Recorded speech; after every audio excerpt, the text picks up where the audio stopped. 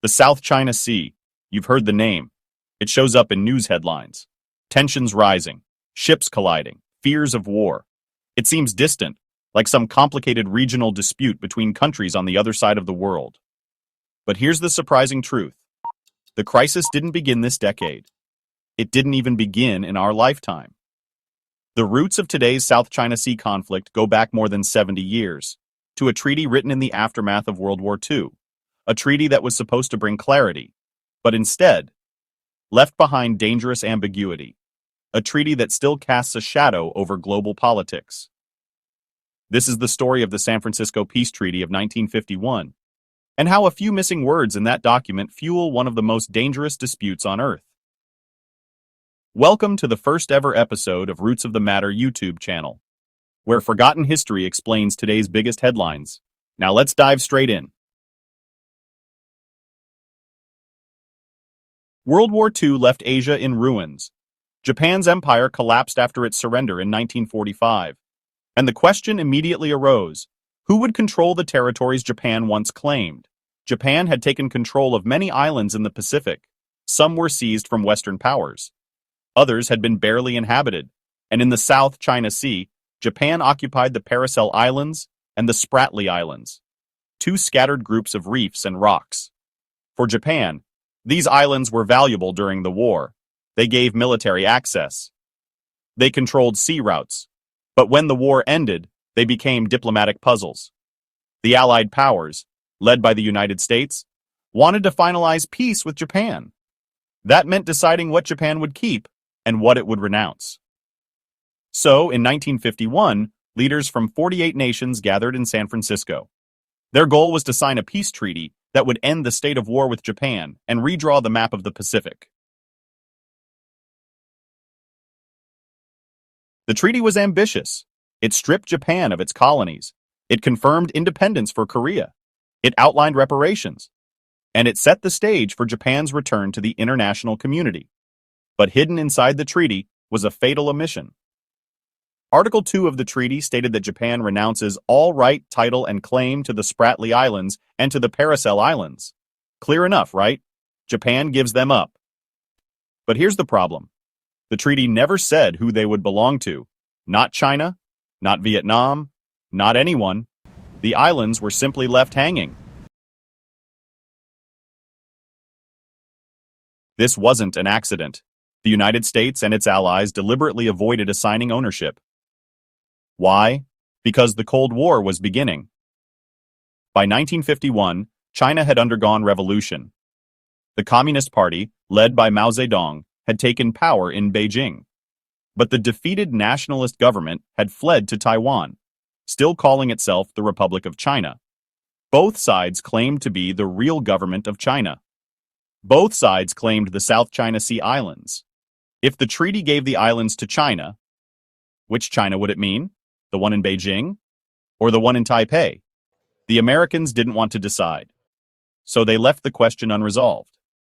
It was a diplomatic shortcut, but shortcuts in history have consequences. Around the same time, China introduced what became known as the 9-dash line. On its maps, China drew sweeping dashes that covered almost the entire South China Sea. It claimed historical rights to the waters and islands inside those lines. The problem was obvious. Other countries, Vietnam, the Philippines, Malaysia, Brunei, also had claims, often backed by international law. So from the very beginning, the stage was set for disputes. Everyone had maps. Everyone had treaties. And none of them lined up. Take Vietnam. Before World War II, French colonial authorities administered parts of the South China Sea Islands. When Vietnam gained independence, it inherited those claims. Vietnam argues that its emperors had exercised authority there centuries earlier, and it points to colonial-era maps to back that up. But China insists its historical voyages and records go back even further. Both sides dig into the past, searching for legitimacy. And both sides use the ambiguity of the San Francisco Treaty as evidence. Vietnam says, Japan gave up these islands. We were the rightful successor. China says, Japan gave them up, but history proves they are ours. The Philippines has its own argument. It points to proximity. Many of the reefs in the Spratly Islands are closer to Philippine territory than to China. In the 1970s, the Philippines officially claimed part of the Spratlys, calling it the Calayan Island Group. Malaysia and Brunei also claim nearby areas based on the United Nations Convention on the Law of the Sea, a modern framework that gives nations rights over waters near their coastlines. So what you end up with is a legal mess. Different countries using different frameworks, history, colonial records, proximity, international law, and all of it fueled by the fact that the 1951 treaty never said who the islands should belong to. During the Cold War, the dispute simmered but never fully exploded. China was inward-looking after its revolution. Vietnam was torn apart by decades of war. The Philippines relied on its U.S. alliance. And the world's attention was focused elsewhere. But even then, the seeds of conflict were growing. In the 1970s, oil exploration revealed that the seabed might contain valuable reserves.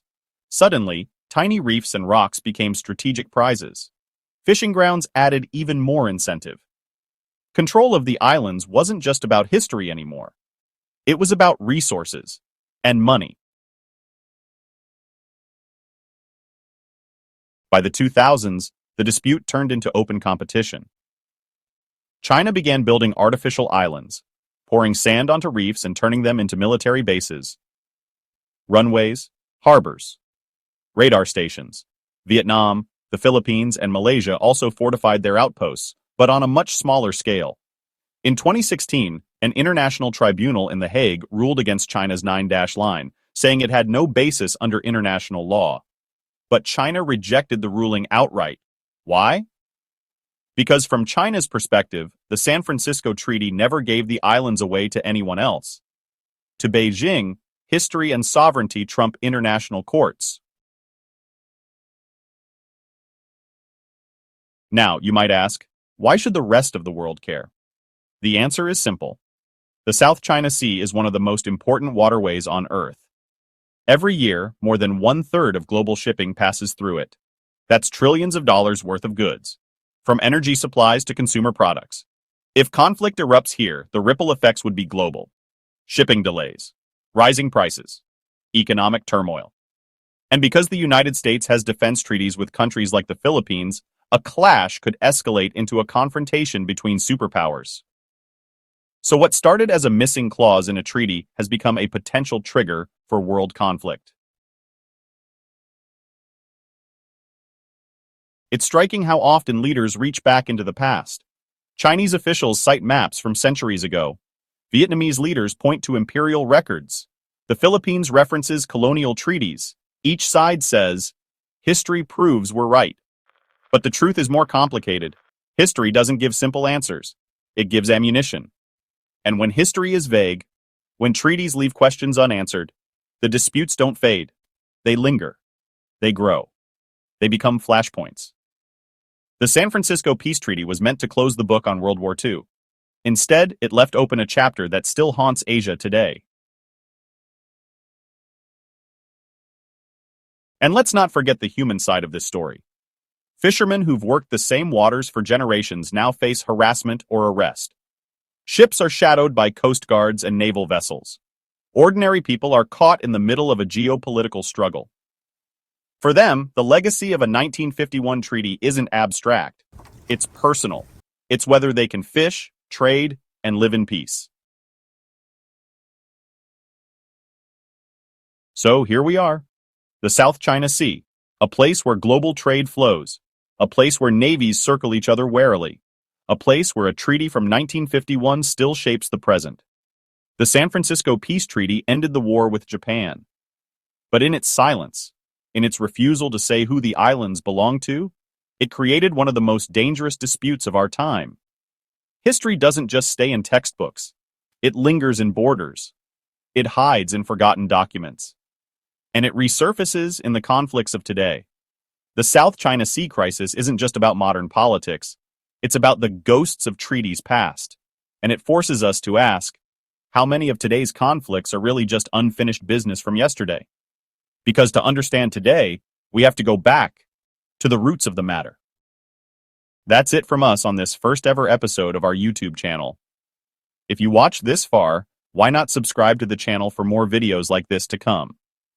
And let us know what you think about the video in the comments section too. Thank you.